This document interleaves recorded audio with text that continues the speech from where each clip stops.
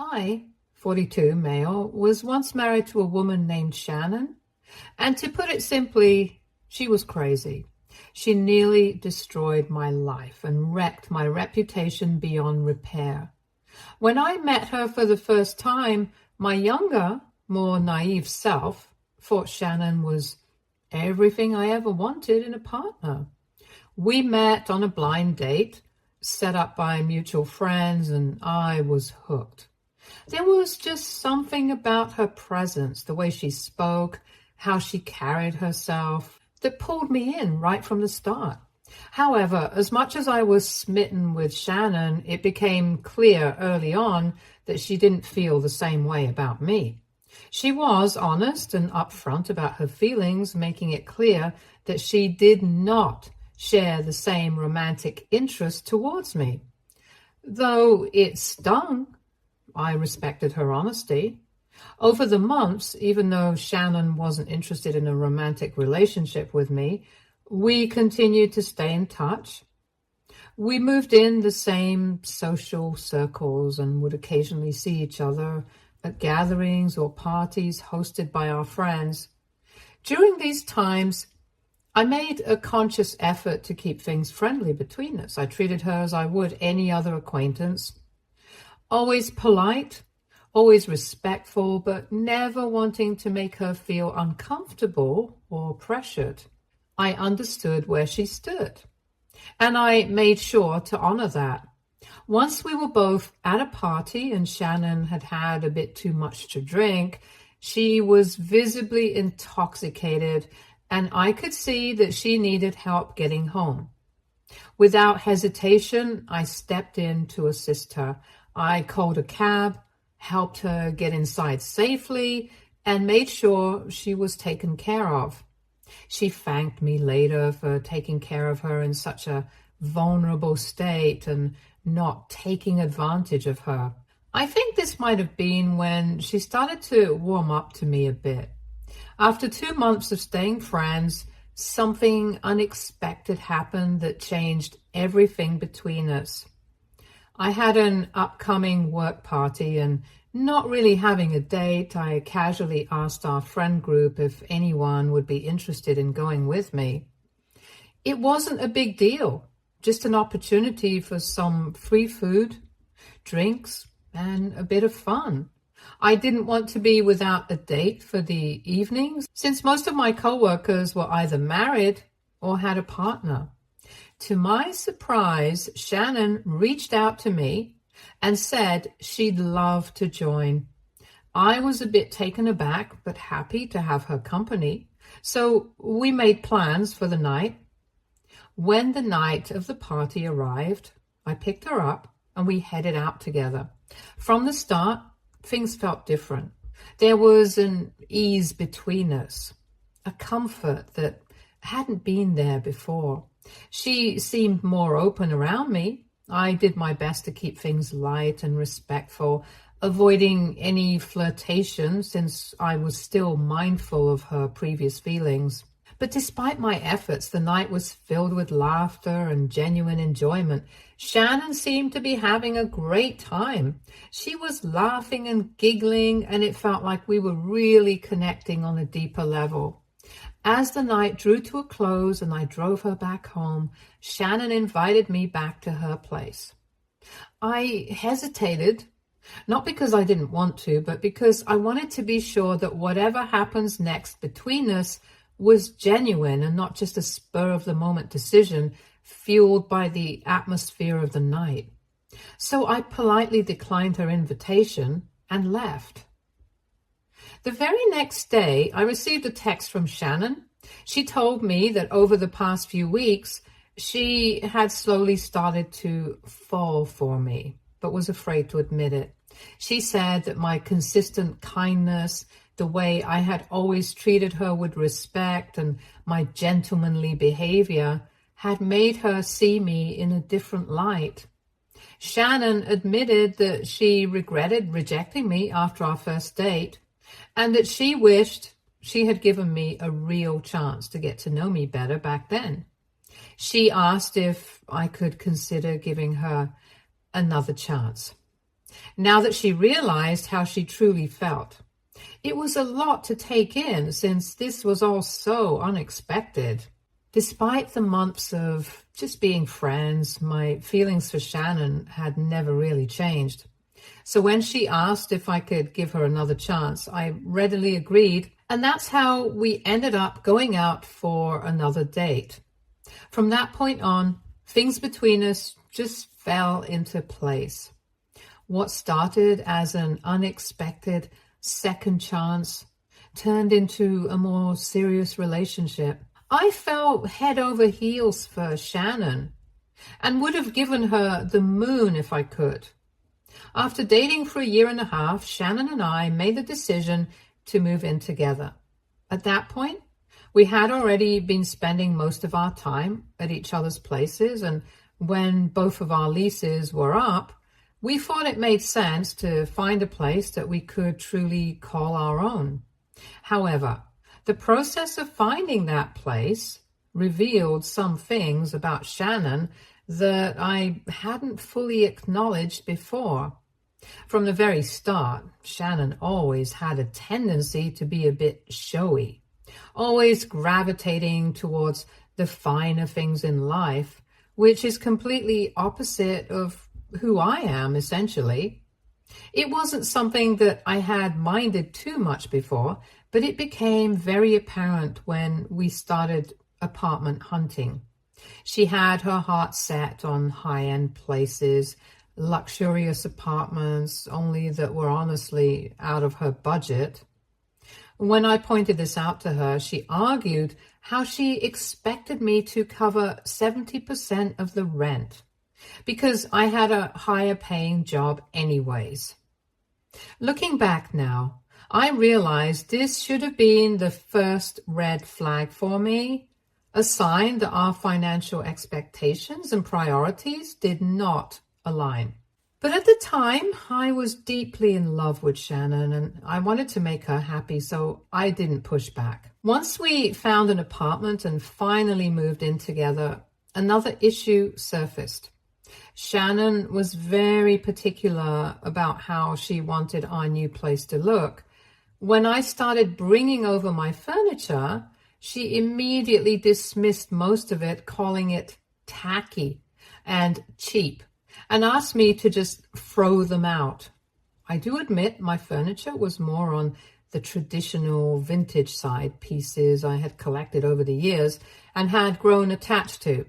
Shannon was insistent, and the more we discussed it, the more I realized that she wasn't going to compromise easily. In the end, I gave in just to keep the peace. We moved most of my furniture into my study room, or the storage, where she wouldn't have to see it every day. This made me realize that Shannon was extremely controlling in our relationship, something I had occasionally brushed off in the past. Despite some of her flaws, my ex-wife had a way of making people feel valued and cared for, and that included my parents. From the very beginning, Shannon went out of her way to build a strong relationship with them, and they absolutely adored her in return. For context, Shannon had no contact with her own family. She had explained to me very early on that her relationship with her father was deeply painful. After her mother passed away, her father turned to alcohol and spent most nights out at bars, leaving Shannon to deal with the aftermath. As a result, when she left for college, she made the difficult decision to cut off all contact with him. Shannon's father never made any effort to reach out to her. This had always left a void in her heart, a longing for the kind of love and support she never received from her own family. That's why she had become so close to my parents. They filled that space for her. My mom and dad always welcomed her with open arms, offering the love and care that she had missed out on for so long. In many ways, they became the family she had always wanted but never had. And I didn't mind sharing my parents with her at all. I wish I had seen back then how she was manipulating my parents, slowly turning them against me. but I was too foolish to notice. After 3 years of dating, I proposed to Shannon. We had been talking about marriage for a while, and Shannon had expressed her desire to start a family soon. I spent weeks carefully choosing a ring that I knew she would love, and I planned the proposal at her favorite restaurant, a place that held special memories for us both. The night of the proposal was magical, and when I asked Shannon to marry me, she said yes without hesitation. The joy in her voice, the tears in her eyes, and the way she hugged me tightly made me feel like the happiest man alive. As we began planning the wedding, it became clear that Shannon didn't have a lot of savings. She was still paying off her student loans, so my parents and I ended up covering almost 90% of the wedding expenses. It didn't bother me much, since I wanted to give Shannon the beautiful wedding she had always dreamed of. Our wedding day itself was wonderful. Everything went smoothly, and as we exchanged vows, I was excited to be married to her. But it was after the wedding that the real trouble began. The first major issue we faced was when we couldn't seem to get pregnant. We tried for months, hoping each time that we would finally see that positive result, but it never came. Eventually, we decided to seek medical advice, and this was when the doctors discovered that Shannon had a condition with her uterus that made it nearly impossible for us to conceive naturally. This news crushed her. She had always wanted to be a mother, and the idea that she might never experience pregnancy was incredibly painful for her. As a result, Shannon fell into a deep depression after the diagnosis. I did my best to support her, even suggesting that we could explore other options like adoption or even surrogacy. But she wasn't interested. Shannon was fixated on the idea of having her own biological child, and any other option felt like a compromise she wasn't willing to make. Next, over the months, Shannon began to expect me to cover her share of the rent and bills entirely.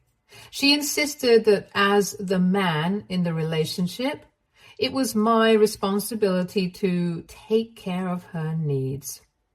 Throughout our entire relationship, I had always been the one to pay for our dates, vacations, and the majority of our rent and bills. I didn't mind doing these things because I loved her and wanted to provide for her, but I also believed in a partnership where both working adults contributed.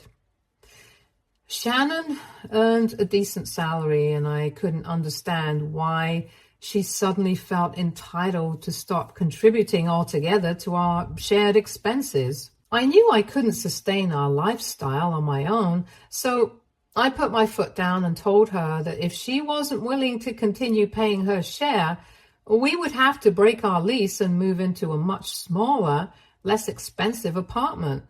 I knew how much she valued appearances and that she wouldn't want her friends to think we were poor, so I hoped this would push her to see reason. Begrudgingly, she agreed to keep paying her rent share only. However, over the next few months, she would constantly mention how her male co-workers took care of their wives and children, and that those women never had to worry about a job or a salary.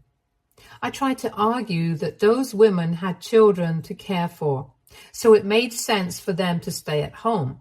However, she was a functioning adult who had a decent job. It made no sense for her to just give up on her career and sit at home all day.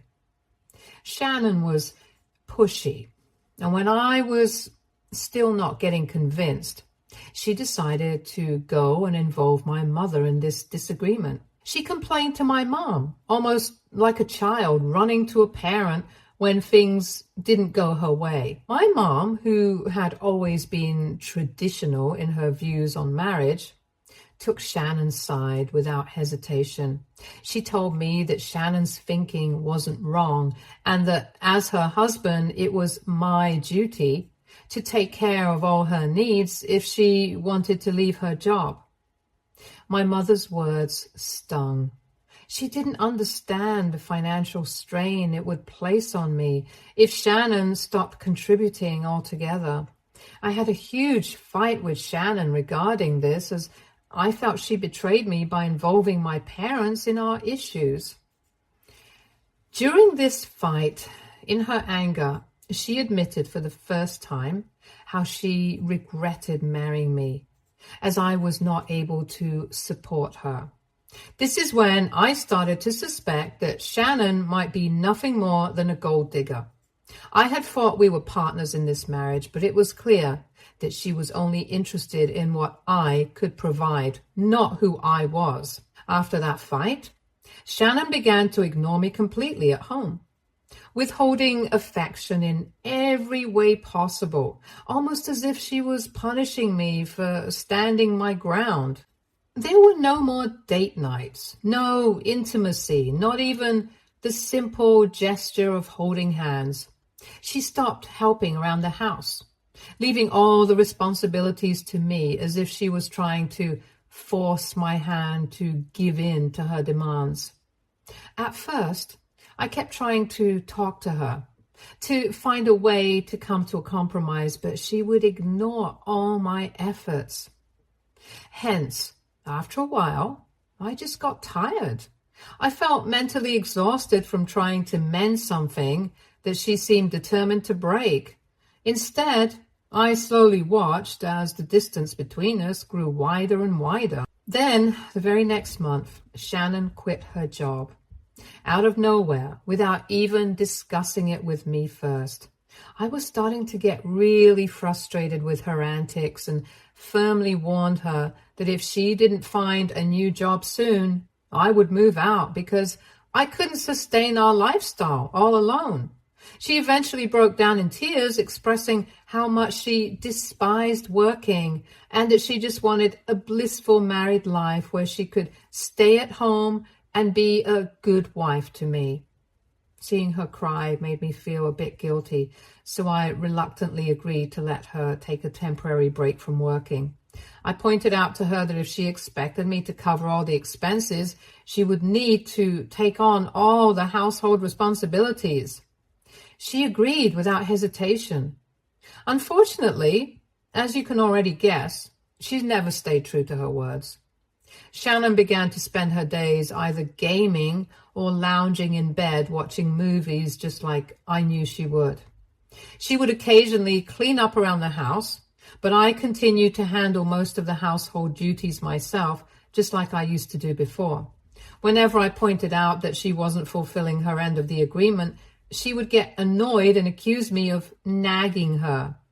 As time passed, Shannon became more and more distant. She immersed herself in her gaming community, spending hours every day talking to people online. It wasn't long before I realized that these online friends were taking up more of her time and attention than I was. Even when we were in the same room, her phone was always in her hand, her eyes glued to the screen, her fingers tapping out messages faster than I could keep track of. I'd catch glimpses of her smiling or laughing at something someone had said, and it was like a punch to the gut every time. That smile, that laugh, it used to be for me, but now she ignored me like I didn't exist. During this time, the financial strain on me was becoming unbearable. Not only was I paying for everything, but I was also dipping into my savings just to keep us afloat. Every paycheck seemed to vanish as soon as it hit the bank. I was constantly stressed, constantly worried about what would happen if something went wrong, if I lost my job, or if we had some kind of emergency. There was no safety net, no backup plan, just me trying to keep us from drowning. My parents didn't offer any help, nor even a word of advice or a shoulder to lean on. They knew about our situation and knew the kind of pressure I was under, but they didn't care. Then, one day, I discovered something that shattered whatever was left of my marriage. I was going through both mine and Shannon's phone bills, making sure everything looked right. However, as I scanned through the charges and the call logs, I noticed there were multiple calls made to the same number on Shannon's account. I found it odd, so without thinking, I asked Shannon whose number it was. She just rolled her eyes at me and told me that it belonged to a guy she had met online. I asked her if they were close friends or something more, since she seemed to be talking to him all the time. To this, Shannon nonchalantly replied, "Maybe, maybe not. He would definitely want us to be something more." My jaw dropped as I stared at her, half expecting her to say this was just a joke. This was when Shannon continued to tell me she did feel emotionally attracted to Jacob and liked spending time with him. My hands started to shake, hearing her words.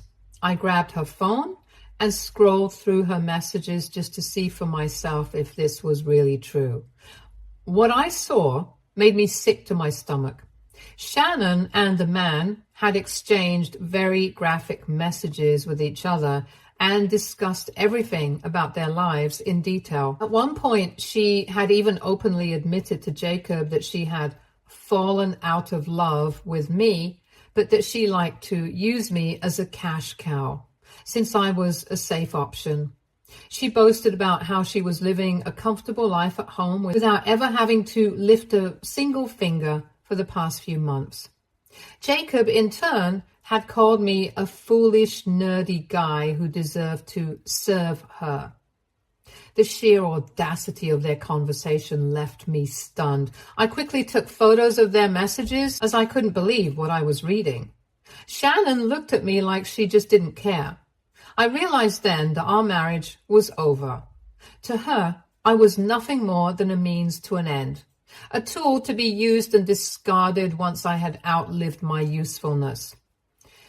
Although I was devastated, I knew what I had to do next. I told her that I was done living my life like this and that I was going to divorce her. She laughed at my face and told me that divorce was not an option, and had the audacity to suggest that we could open our marriage if that would make things easier for me to accept. I refused outright and demanded that she move out immediately since I was the one paying for everything. That's when her demeanor changed. Shannon wasn't going to just easily give up her grip on me.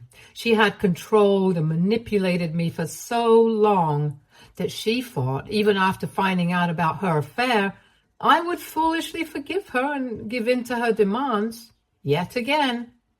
However, when I didn't, she started to yell at me that she was never going to go anywhere and threatened to involve my parents.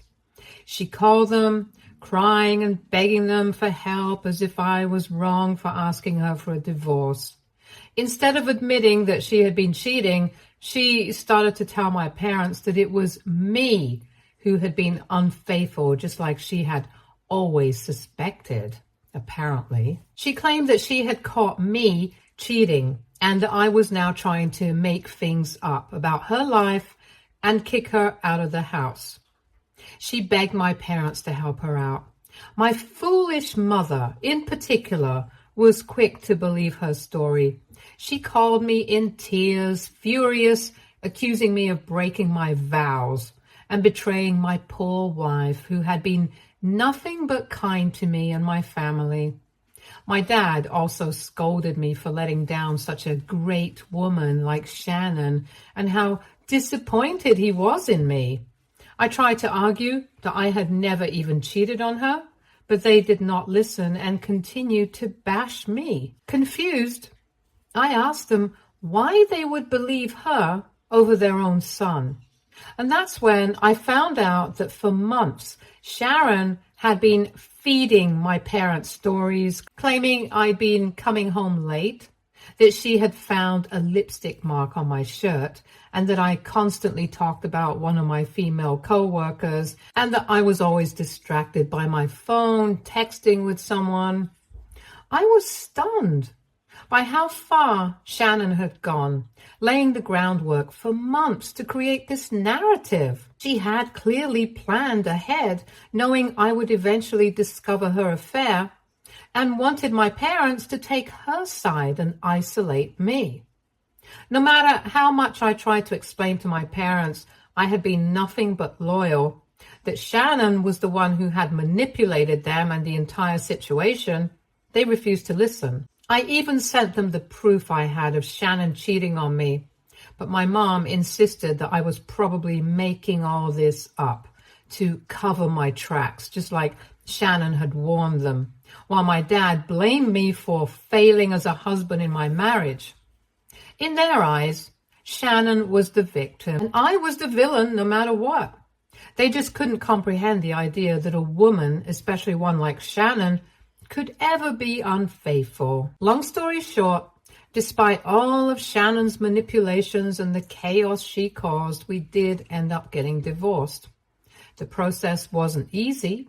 Shannon fought me every step of the way, trying to twist the situation to her advantage, but thankfully, I had a solid lawyer who managed to gather all the evidence of her infidelity and present it in court.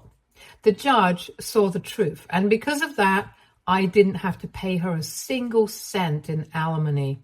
But even with the divorce finalized, the damage my ex-wife had caused in my life was far from over. Despite the fact that the court had acknowledged Shannon's affair, and it was crystal clear Shannon had been the one to betray our marriage, my parents still clung to her version of the events. It was like they were living in a completely different reality. They started to insist after the divorce that I must have done something to push Shannon into the arms of another man, and that there had to be more to the story. As a result, my relationship with my parents suffered. We grew further and further apart. Every conversation with them turned into an argument. Every family gathering was a reminder that they didn't believe in me. They basically shunned me out of the family, and I felt incredibly isolated after the divorce. Throughout all of this, Shannon continued to stay in touch with my parents even after our divorce was finalized. That vile woman continued to use my parents to keep a foothold in my life. Just 3 months after our divorce, Shannon had no hesitation in announcing her engagement and upcoming wedding to the same man she had cheated on me with. I was floored by how cruel she could be. However, what hurt even more was learning that my mother had decided to attend her wedding despite knowing everything. When I reached out to her to ask why, she grew frustrated, insisting that she just wanted to be there for Shannon. She explained that my ex-wife, who has no family, had personally asked her to attend, and my mom felt obligated to go and support her.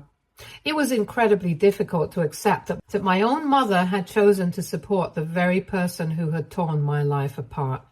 In the aftermath, I turned to therapy to help me grapple with my emotions. It took months and years to start healing from everything that had happened. It wasn't easy, and there were times when I didn't think I'd ever fully recover. But with time, I began to find peace. Slowly, I began to rebuild my life, to understand that what happened wasn't my fault, and to let go of the anger that was eating away at me.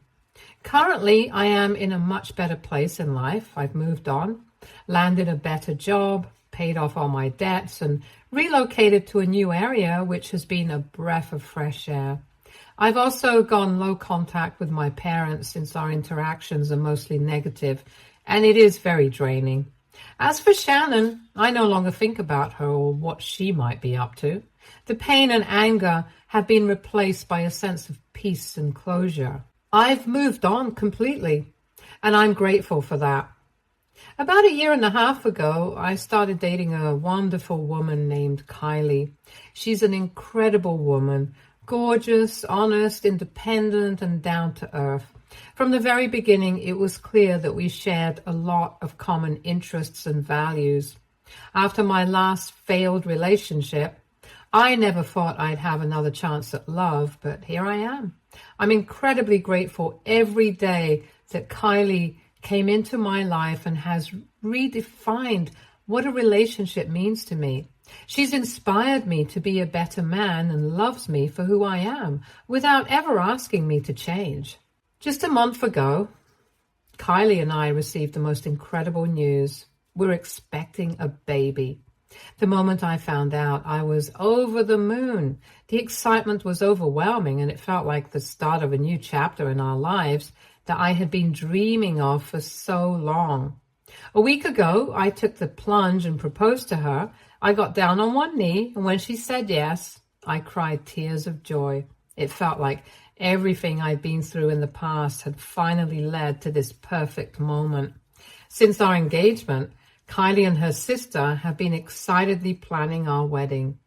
This morning, I received a call from my mom, which was surprising since we hadn't been in touch for months. She hesitatingly asked if it was true that I was engaged, mentioning that her friends had sent her a picture Kylie had posted of us with her ring on social media, announcing our engagement.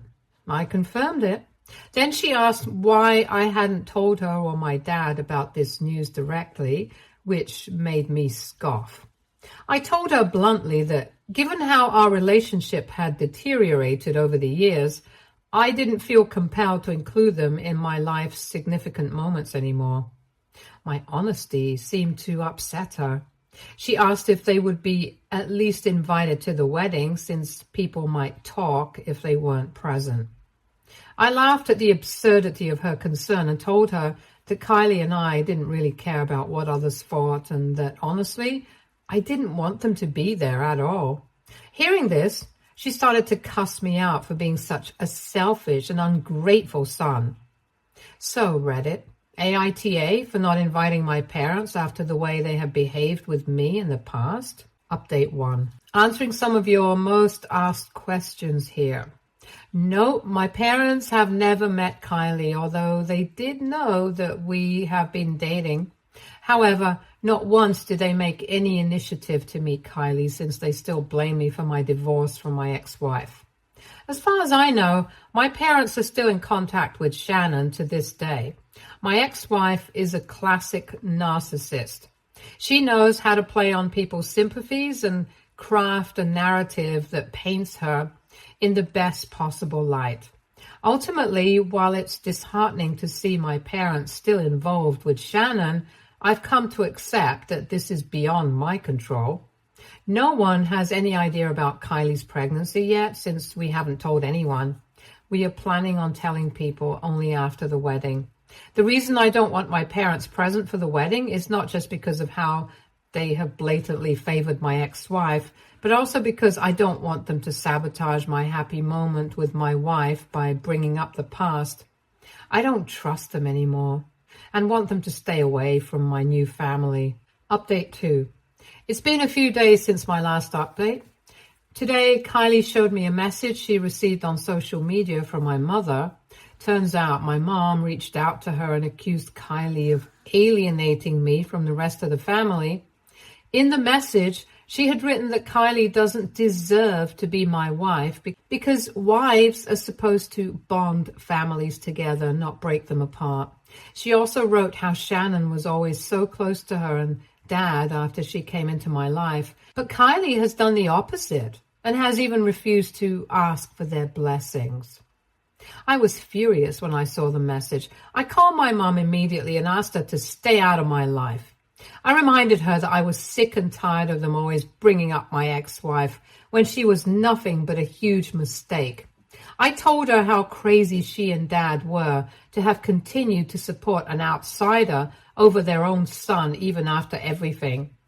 My mom argued that she couldn't help but always see Shannon as her own daughter and that she missed who I used to be before my divorce with Shannon. I pointed out to her that I used to be a foolish man in love, which is why I was taken advantage of by that wicked woman, and I was glad I was no longer that same person.